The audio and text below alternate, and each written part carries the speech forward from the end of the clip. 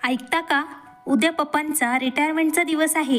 त्यानंतर पप्पा संपूर्ण दिवसभर घरातच राहतील का?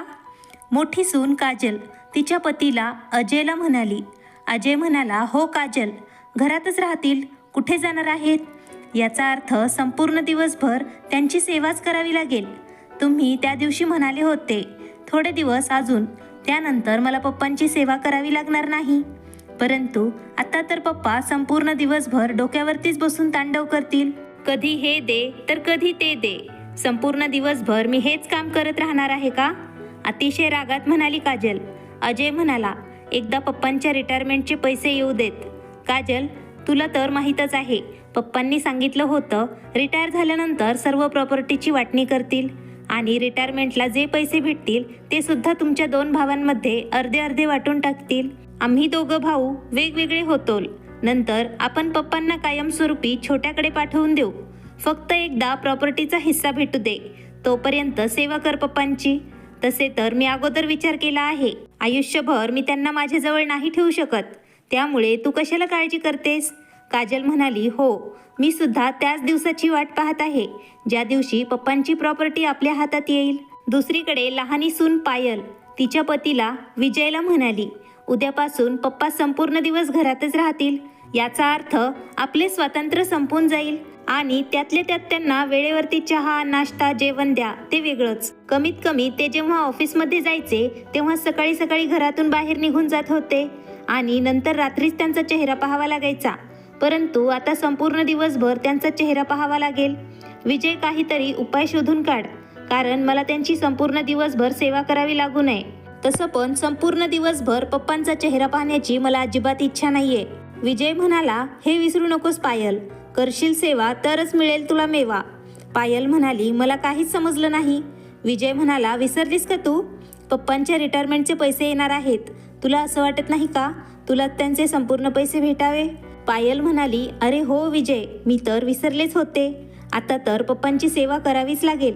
दुसऱ्या दिवशी मनोहरलालजी यांची रिटायरमेंट होती. ऑफिसमधील लोकांनी मनोहरलालजी यांच्यासाठी पार्टीचे आयोजन केले होते आणि त्यांना रिटायरमेंटनंतर पैसे दिले गेले. त्यांचे दोन्ही मुलं त्यांच्या ऑफिसमधून त्यांच्या वडिलांच्या ऑफिसमध्ये पार्टीमध्ये गेले होते. अतिशय सन्मान केला होता मनोहरलालजी यांचा आणि तिथले मॅनेजर मनोहरलालजी यांच्या मुलांना म्हणाले, तुमच्या वडिलांनी आयुष्यभर खूप कष्ट केलं आहे, आता त्यांना तुम्ही खूप आराम द्या. आज तुम्ही दोघं जे काही आहात ते यांच्यामुळेच आहात. दोन्ही मुलांचे लक्ष तर त्यांच्या वडिलांच्या रिटायरमेंटच्या पैशांवरती होतं. ऑफिसमधून बाहेर निघाल्यानंतर मोठा मुलगा अजय म्हणाला, आणा पप्पा, हे पैशाचं बॅग तुम्ही माझ्याजवळ द्या, मी सांभाळतो. तेवढ्यात लहान मुलगा विजय म्हणाला, पप्पा तुम्ही म्हणाले तर मी हे पैसे जाता जाता बँकेत जमा करू का? तसे पण एवढे पैसे घरात ठेवणे बरोबर नाही. मनोहरलालजी म्हणाले, तुम्ही दोघं पैशांची काळजी करू नका, या पैशांना मी माझ्या बँक खात्यात जमा करतो. हे ऐकल्यानंतर एका क्षणासाठी दोन्ही मुलांच्या अपेक्षेवर विरझण पडले. मनोहरलालजी यांना सुद्धा कदाचित मनातल्या मनात जाणवलं होतं, आता त्यांना कोणावर सुद्धा विश्वास करायचा नाहीये. त्यामुळे ते स्वतः बँकेत जाऊन खात्यात पैसे जमा करून आले.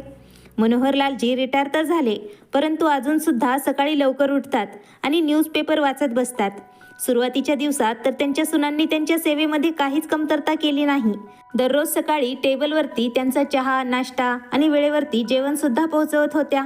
परंतु 1 महिन्यानंतर दोन्ही सुना एकमेकींना म्हणाल्या, अगोदर तर म्हातारा ऑफिसमध्ये निघून जायचं, आता तर संपूर्ण दिवस याचीच सेवा करण्यात निघून जातो. माहीत नाही कधी प्रॉपर्टीची वाटणी करतील, त्यानंतर आपण याला कायमस्वरूपी गावी पाठवून देऊ. जेव्हा दोन्ही सुनांनी पाहिलं मनोहरलालजी प्रॉपर्टीची वाटणी आणि रिटायरमेंटच्या पैशाची वाटणी करण्याबद्दल काहीच बोलत नाहीयेत, तेव्हा सुनांनी सासऱ्यांची सेवा करण्यात कंटाळा करायला सुरुवात केली. दररोजप्रमाणे आज सुद्धा सकाळी मनोहरलालजी न्यूजपेपर घेऊन बसले होते आणि म्हणाले, पायल बेटा, माझ्यासाठी नाश्ता घेऊन ये, मला त्यानंतर गोळ्या खायच्या आहेत. पायल म्हणाली, पप्पा, यांना ऑफिसमध्ये जाण्यासाठी उशीर होत आहे, आत्ता मी त्यांच्यासाठी टिफिन बनवत आहे, तुम्ही काजल वहिनींना सांगा तुमच्यासाठी नाश्ता बनवायला. एवढं बोलून पायल पटकन स्वयंपाकघरात निघून गेली. मनोहरलालजी यांनी त्यांच्या मोठ्या सुनेला काजलला आवाज दिला.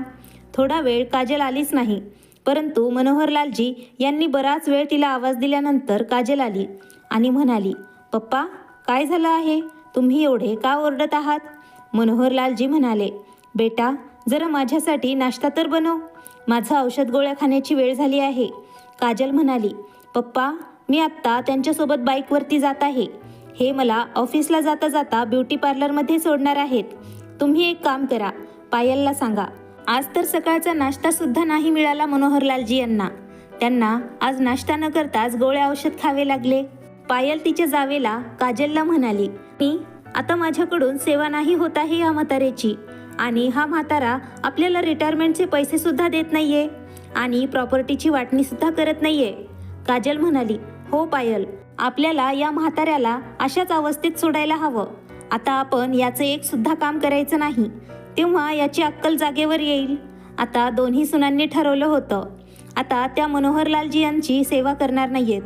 आता जेव्हा मनोहरलालजी काही काम सांगतील तेव्हा मोठी सून म्हणेल लहान्या सुनेला सांगा, आणि लहानी सून म्हणेल मोठ्या सुनेला सांगा. अशा प्रकारे मनोहरलालजी दोन्ही सुनांच्या मध्ये अडकून राहतील आणि शेवटी त्यांचं काम त्यांना स्वतः करावं लागेल. दुसऱ्या दिवशी मनोहरलालजी यांना अतिशय खोकला येऊ लागला. तेव्हा त्यांनी त्यांच्या सुनांना आवाज दिला, कोणीतरी त्यांना गरम पाणी उकळून प्यायला द्यावं. तेव्हा दोन्ही सुना बाहेर आल्या आणि त्यांना म्हणाल्या, पप्पा, स्वयंपाकघर इथेच आहे. कुठं वेळ लागतो स्वतः पाणी घ्यायला. आता यापुढे स्वतःची कामं स्वतः करायला शिका. सारखं सारखं आम्हाला आवाज देत जाऊ नका. आम्हाला तसं पण घरातील अनेक कामं असतात. रिटायर तुम्ही झाले आहात, आम्ही नाही. मनोहरलालजी यांना सुनांचे असे वागणे समजतच नव्हते. तेव्हा ते त्यांच्या पत्नीच्या फोटोजवळ आले आणि खूप रडत होते आणि म्हणाले, बघितलं का सुरेखा, काय अवस्था झाली आहे माझी. कदाचित तू मला एवढ्या लवकर सोडून गेली नसतीस तर. मनोहरलालजी त्यांच्या पत्नीच्या आठवणीमध्ये हरवले होते. मनोहरलालजी आणि सुरेखा यांचे 2 मुलं अजय आणि विजय आणि एक मुलगी आरुषी होती. मनोहरलालजी संपूर्ण दिवस ऑफिसमध्ये कष्ट करायचे, तेव्हा कुठे घर चालत होतं. मनोहरलालजी त्यांच्या आईवडिलांचा एकुलता एक मुलगा होते. त्यांनी त्यांच्या आईवडिलांच्या सेवा करण्यामध्ये कधीच काही कमतरता केली नव्हती. मनोहरलालजी यांच्या आईची किडनी खराब झाली होती. तेव्हासुद्धा मनोहरलालजी यांनी पैशाची पर्वा न करता त्यांच्या आईचा चांगल्या हॉस्पिटलमध्ये इलाज केला होता. तेव्हा लाखो रुपये खर्च आला होता. एवढे प्रयत्न करून सुद्धा ते त्यांच्या आईला वाचवू शकले नाहीत. मनोहरलालजी यांचे वडील नेहमी सांगत होते, बेटा, तू आणि सुनबाईने आमची भरपूर सेवा केली आहे. तू बघ, एका दिवशी तुझा मुलगा मुलगी सुद्धा तुझी मनापासून सेवा करतील. परंतु आज स्वतःच्या सुनांचे असे वागणे पाहून मनोहरलालजी यांना त्यांच्या पत्नी सुरेखाची खूप आठवण येत होती. ते विचार करत होते, कदाचित कलियुगातील मुलं असेच असतील. त्यामुळे आज मला असे दिवस पाहावे लागत आहेत. दोन्ही मुलांच्या लग्नानंतर नेहमी सुरेखाजी मनोहरलालजी यांना म्हणत होत्या, मुलं आणि मुलीमध्ये खूप बदल होत चालला आहे. ते फक्त देखावा करतात, ते आपल्याला म्हातारपणी सांभाळतील, परंतु त्यांच्या मनात फक्त लोभीपणा आहे. तेव्हा मनोहरलालजी सुरेखाजी यांच्या बोलण्याला टाळत होते आणि म्हणत होते, भाग्यवान तुम्हा स्त्रियांना मुलांच्या लग्नानंतर काय त्रास होतो. तुम्हाला तुमच्या घरात आलेल्या लक्ष्मीवरती संशय यायला लागतो. परंतु आज मला समजले आहे, सुरेखा खरं बोलत होती आणि मी तिच्या बोलण्याला दुर्लक्ष करत गेलो. कदाचित सुरेखाला समजले होते, वृद्धपकाळात कोणी त्यांची सेवा करणार नाही, त्यामुळे ती लवकर या जगातून निघून गेली. काश सुरेखासोबत मला सुद्धा ती या जगातून घेऊन गेली असती तर. बोलत असताना मनोहरलालजी यांचे डोळे परत अश्रूंनी भरले. तेव्हाच त्यांच्या मोबाईलवरती फोन आला. समोरून त्यांची मुलगी आरुषी म्हणाली, पप्पा, कसे आहात तुम्ही. मनोहरलालजी त्यांच्या मुलीचा आवाज ऐकून खूप आनंदी झाले. त्यांना त्यांच्या मुलीला काहीच टेन्शन द्यायचं नव्हतं, त्यामुळे ते म्हणाले, मी बरा आहे बेटा. पप्पा, तुमच्या आवाजावरून तुम्ही बरे आहात असे वाटत नाही. आरुषी म्हणाली. तेव्हा मनोहरलालजी म्हणाले, तसं काही नाहीये, असंच थोडी तब्येत बरी नव्हती, खोकला येत आहे मला. आरुषी दुसऱ्या शहरात राहत असते. ते शहर 5 तास दूर होतं. आरुषी म्हणाली, पप्पा, तुम्हाला भेटण्याची खूप इच्छा होत आहे, परंतु मुलांच्या परीक्षा जवळ आल्या आहेत, त्यामुळे आत्ता नाही येऊ शकत. परंतु तुम्ही वेळेवरती गोळ्या घेत जा आणि स्वतःची काळजी घ्या. मनोहरलालजी म्हणाले, हो बेटा, तू माझी काळजी करू नकोस. आणि त्यांना जोरात खोकला आला.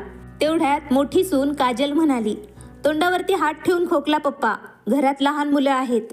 तुमच्यामुळे आम्हाला घरात कोणाला खोकला झाला तर. तुमचं काय, तुम्ही तर घरात राहून आरामच करणार आहात, परंतु आम्हाला सर्वांना संपूर्ण दिवसभर कामं करावी लागतात. मुलांना शाळा असते, त्यांचा अभ्यास, आणि आम्हाला स्वयंपाकसुद्धा करावा लागतो. यापुढे खोकलताना तोंडावर हात ठेवत जा. लहानी सून पायल कुठे गप्प बसणार होती. ती म्हणाली, पप्पा मी तुम्हाला सांगते, तुम्ही तुमच्या खोलीतून बाहेर येत जाऊ नका. मनोहरलालजी तर बिचारे स्वतःसाठी गरम पाणी पिण्यासाठी मागत होते.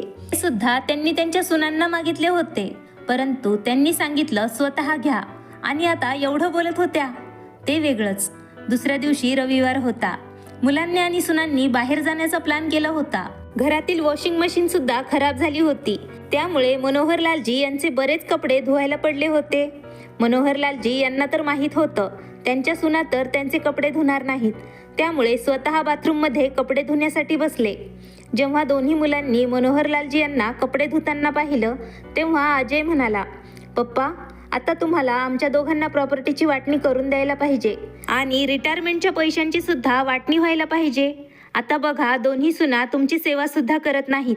कमीत कमी सर्व काही आम्हाला दिले असते तर आम्ही तुमची सेवा तर केली असती. तेव्हा लहाना मुलगा विजय म्हणाला, हो पप्पा, तुम्ही तर म्हणाले होते तुमच्या रिटायरमेंट नंतर तुमच्या प्रॉपर्टीची आणि पैशांची वाटणी करणार आहात, परंतु 2 महिने निघून गेले तुमची रिटायरमेंट होऊन आणि तुम्ही तर अजून आम्हाला 1 रुपया सुद्धा दिला नाही.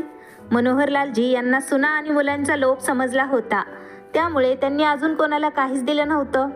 ते गप्प त्यांचे कपडे धुवत होते. आता त्यांना सर्व काही व्यवस्थित समजलं होतं. मुलं आणि सुनांचे लक्ष फक्त त्यांच्या प्रॉपर्टी आणि पैशावर आहे. आता जेव्हा त्यांच्या हातात प्रॉपर्टी लागली नव्हती, त्यामुळे त्यांनी माझी अशी अवस्था केली होती. उद्या चालून जर माझी प्रॉपर्टी आणि पैसे मी यांना देऊन टाकले तर माहीत नाही हे माझी काय अवस्था करतील. हाच विचार करत ते बेचारे त्यांचे कपडे धुवत होते. तेवढ्यात त्यांची मुलगी आरुषी तिच्या माहेरी आली. दरवाजा उघडा होता, त्यामुळे सरळ आत आली. तिने जेव्हा तिच्या वडिलांना कपडे धुताना पाहिलं तेव्हा तिच्या पायाखालून जमीनच सरकली. ती म्हणाली, पप्पा तुम्हाला 2 सुना असून सुद्धा तुम्ही का कपडे धुवत आहात? तुम्ही बाहेर या. मनोहरलालजी खोकलत खोकलत बाहेर आले. आरुषी म्हणाली, वहिनी कुठे आहात तुम्ही? आरुषीचा आवाज दोन्ही भावांनी आणि वहिनींनी ऐकला. भाऊ आणि वहिनी आपापल्या रूममधून बाहेर आले. पायल म्हणाली, अरे दीदी तुम्ही कधी आलात? अचानक कसं काय येणं केलं? सांगून तरी यायचं. आरुषी म्हणाली, वहिनी सांगून आले असते तर मला तुमचं खरं रूप कसं दिसलं असतं? माझ्या वडिलांना असं कपडे धुताना कसं पाहू शकले असते? भैया आज मला लाज वाटत आहे, आज तुम्हाला मी माझा भाऊ म्हणताना. वहिनी तर परक्या होत्या, परंतु तुम्ही तर आपले होतात. तुम्ही पप्पांना बाथरूममध्ये कपडे धुऊ देत आहात. शी शी. आज तुम्ही सर्वजण माझ्या नजरेतून उतरले आहात. माझ्या मनात आलं तर मी वृद्ध लोकांना त्रास देत आहात म्हणून तुमच्यावर केस फाईल करेन. दोन्ही भाऊ आणि वहिनी खाली नजर करून उभा होते. त्यांनी त्यांच्या वडिलांना रिटायरमेंट नंतर सुखाऐवजी फक्त दुःख नक्कीच दिलं होतं, हे तर त्यांना माहीत होतं. पप्पा तुम्ही चला, आजपासून तुम्ही इथे नाही राहणार, यापुढे तुम्ही माझ्यासोबत राहणार. हे तरी चांगलं झालं, त्या दिवशी तुमच्यासोबत फोनवर बोलत असताना मी फोन कट केला नव्हता आणि मला दोन्ही वहिनींचे बोलणे ऐकायला आले होते. मला समजलं होतं माझ्या पप्पांना इथे किती सन्मान भेटत आहे, त्यामुळे मी पाहण्यासाठी आले आहे. धिक्कार आहे अशा भाऊ आणि वहिनींवर जे म्हातारपणात त्यांच्या आईवडिलांसोबत अशी वर्तणूक करतात. एवढं बोलून आरुषी मनोहरलालजी यांना तिच्यासोबत त्यांच्या घरी घेऊन गेली. थोड्या दिवसानंतर मुलं आणि सुना हा विचार करून घाबरत होते, पप्पाचे सर्व पैसे आणि प्रॉपर्टी पप्पा त्यांच्या मुलीला देतील की काय? आणि शेवटी तेच झालं ज्याची त्यांना भीती वाटत होती. घर रिकामं करण्यासाठी एक माणूस त्यांच्या घरी आला. सर्वांचे तोंड असे उतरले जसे कापले तरी रक्त आले नाही. ते 4 जण त्यांच्या वडिलांना माफी मागण्यासाठी पळत गेले, परंतु मदनलालजी म्हणाले, मला माहीत आहे तुम्ही लोक माझ्यासाठी नाही, माझ्या प्रॉपर्टीसाठी आणि पैशाच्या लोभाने माझी माफी मागत आहात. परंतु माझी मुलगी आरुषीसोबत राहून मला माझ्या वडिलांनी सांगितलेली एक गोष्ट आठवली आहे. ते म्हणत होते, तू माझी खूप सेवा केली आहेस, एके दिवशी तुझे मुलं तुझी खूप सेवा करतील. ही गोष्ट 100% खरी आहे. आज माझ्या मुलीने हे साध्य करून दाखवलं आहे. आणि हो, तुम्ही लोक प्रॉपर्टीच्या लोभाने माफी मागण्यासाठी आले आहात. आता त्याचा काहीच फायदा नाहीये. मी माझी सर्व प्रॉपर्टी आणि पैसे माझी मुलगी आणि माझ्या नातवांच्या नावावर केली आहे. उद्यापर्यंत तुम्हाला माझं वडिलोपार्जित घर सोडावं लागेल. त्यानंतर माझ्या मुलीची इच्छा, त्यानंतर तिला हवं ते ती करू शकते. मला म्हणायला तर 2 मुलं आहेत, परंतु मला सांभाळायचे काम माझी मुलगी करत आहे. एवढं बोलणं ऐकल्यानंतर ते 4 जण मनोहरलालजी यांच्या पायावरती पडले, परंतु मनोहरलालजी यांनी त्यांना माफ केलं नाही. मित्रमैत्रिणींनो, मला वाटत आहे मनोहरलालजी यांनी जे केलं ते योग्य केलं. तुम्हाला मनोहरलालजी यांचा निर्णय कसा वाटला ते आम्हाला नक्की कमेंटमध्ये सांगा. व्हिडिओ आवडल्यास नक्की लाईक करा, शेअर करा आणि नवीन असाल तर चॅनलला सबस्क्राईब करा. धन्यवाद. आभारी आहोत.